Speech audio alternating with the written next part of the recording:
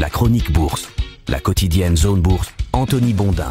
Bonjour tout le monde, bienvenue dans ce point de marché Zone Bourse. Nous sommes le mercredi 19 novembre 2025 et ça s'appelle ce matin une séance coup près en bourse avec un point d'interrogation. Trois événements importants vont se télescoper aujourd'hui: statistiques sur l'emploi US, publication des minutes de la dernière réunion de la Fed et résultats de Nvidia. Le troisième événement aura lieu post-clôture américaine. En tout cas, ce qui est sûr, c'est que les marchés ont besoin de branches auxquelles se raccrocher alors que les indices boursiers vacillent après des dégagements importants sur les paris embouteillés ou survalorisés.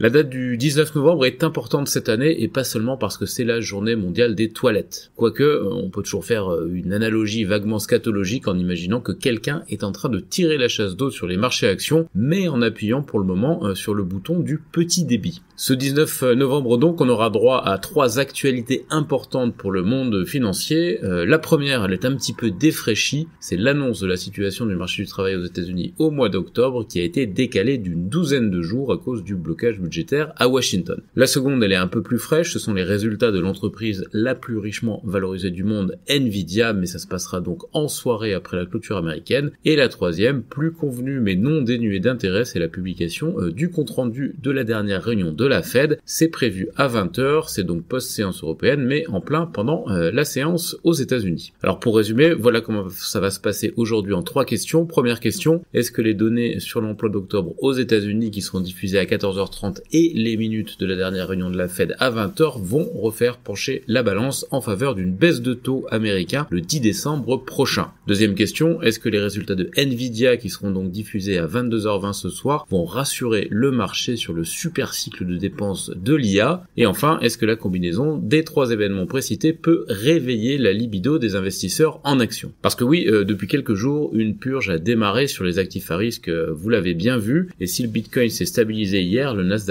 a poursuivi sa décrue. On en est quand même à 5 séances de baisse sur les 6 dernières journées de bourse et 6,4% de chute par rapport au record qui avait été touché à la fin du mois d'octobre. Les financiers ont toujours des doutes sur le bien fondé des dépenses somptuaires consacrées aux infrastructures IA qui font gonfler les valorisations et les bilans. La dernière enquête menée par Bank of America auprès des gérants mondiaux, toute fraîche, fait d'ailleurs ressortir une situation rarissime. Pour la première fois depuis 20 ans, une majorité de professionnels pensent que les sociétés surinvestissent. Je vous ai mis le graphique qui est très parlant dans la chronique écrite. Le message sous-jacent, c'est les hyperscalers, pour rassurer le marché, mettez un frein à cette frénésie. Côté Europe, l'ambiance n'est pas vraiment meilleure et la plupart des indices accusent 4 baisses consécutives. Au sein de l'indice large Stoxx Europe 600, 9 des 10 secteurs sont dans le rouge depuis le milieu de la semaine dernière. Et seuls les services collectifs tirent leur épingle du jeu et plus particulièrement les producteurs d'énergie. Tiens, c'est l'occasion de rappeler qu'en finance, les secteurs les plus défensifs sont théoriquement ceux qui restent quand on élimine le superflu. Et oui, normalement, on peut vivre sans un sac Hermès, une BMW et sans le dernier iPhone, mais on doit continuer à boire, à manger, à se soigner, à se chauffer et à aller aux toilettes. On y revient en somme, même si je me demande toujours qui est en charge de décider ce qui mérite de devenir une journée mondiale de quelque chose. Alors à ce stade, le curseur de la trouille a atteint le niveau où les gens qui ont peur se disent que c'est une saine correction boursière, mais sans pour autant recharger les portefeuilles en actifs risqués. C'est donc un point de bascule, soit ça se tasse parce qu'une conjonction d'événements vient inverser la tendance, soit ça continue à glisser, et là, il faut bien dire que la combo stats sur l'emploi Nvidia est suffisamment puissante pour provoquer une réaction, mais reste à savoir laquelle. Le reste de l'actu macro est dominé par la réception en grande pompe des dirigeants saoudiens à Washington. L'Arabie Saoudite est riche, elle est pro-business, elle est peu marquée par le pathos occidental. Donald Trump trouve que c'est un partenaire idéal avec qui il est bien plus facile de dialoguer qu'avec, par exemple, l'Europe. De nombreux accords d'ampleur ont été signés entre les deux pays, en particulier dans le domaine de la défense et de l'IA. Elon Musk, le tricard de la Maison Blanche, et Jensen Huang étaient même invités au dîner de prestige. Côté États-Unis toujours, le Congrès a validé la divulgation forcée des dossiers du ministère de la Justice sur l'affaire Jeffrey Epstein. Sur le front diplomatique, la tension commerciale entre la Chine et le Japon est à surveiller, elle continue à aller crescendo avec des rétorsions réciproques qui sont en train d'être mises en place. Du côté des marchés d'Asie-Pacifique ce matin, les indices ont du mal à se redresser après la série baissière. Tokyo et Sydney reculent d'environ 0,2 à 0,3%. Hong Kong lâche encore 0,5%. Séoul souffre toujours et rend 0,9%. C'est un petit peu mieux en Inde et en Chine occidentale où l'on progresse légèrement. Les indicateurs d'indices européens, eux, ils sont toujours hésitants alors que les futurs de Wall Street sont rouge clair. Toutefois, je rappelle que la volatilité reste forte actuellement avec un indice VIX qui est remonté à 24, son niveau le plus élevé depuis un mois. C'est un signe que les choses peuvent changer rapidement sur les marchés, notamment au niveau des indicateurs avancés américains. J'enchaîne avec l'actu des sociétés en commençant par la France. Euronext a placé une obligation de 600 millions d'euros à 3 ans à 2,625%.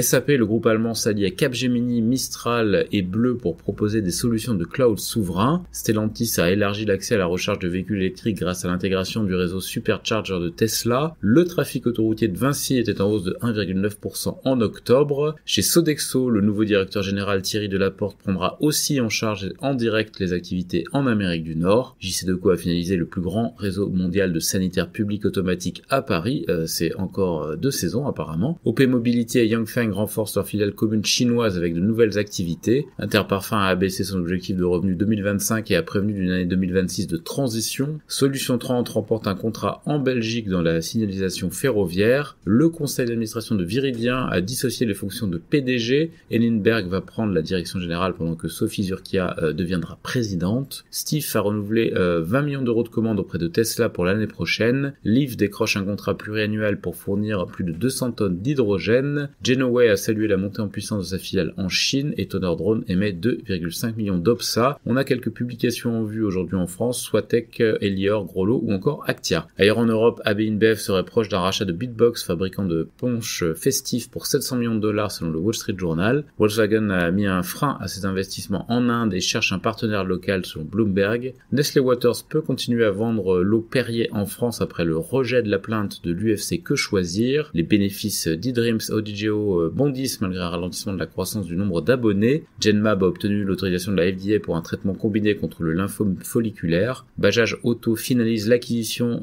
d'une part majoritaire d'Empireur. Datwyler prévoit une marge d'EBIT supérieure à 17% à moyen terme. Hippoport va lancer un programme de rachat d'actions et Waiski envisage de transférer son siège social aux îles Vierges britanniques. Sur l'agenda des publics européennes du jour, 3 valeurs britanniques, Sage, Severn Trent et Smith Group. En Amérique du Nord, Meta a gagné son procès contre la FTC et conservera donc Instagram et WhatsApp. Paramount a engagé des discussions avec le fonds souverain saoudien au sujet d'une éventuelle offre d'achat de Warner Bros. Discovery selon le FT. Axios, pour sa part, révèle que Warner voudrait obtenir $30 par action pour son rachat. Enfin, ExxonMobil a fermé un site au Royaume-Uni. Sur l'agenda des publications aux États-Unis, outre Nvidia, on a TGX, Palo Alto, Loves, Deere, Progressive Corp, Target, Raymond James Financial, Viking Holdings et Williams Sonoma. Ailleurs dans le monde, l'Arabie Saoudite va donc acheter des F-35 à Lockheed Martin et on a les résultats de NetEase, de Tokyo Marine, de Quaichu Technology, de MS&AD Insurance, de Sompo ou encore de Lenovo. C'est terminé pour ce point de marché du jour. Excellente journée à toutes et à tous.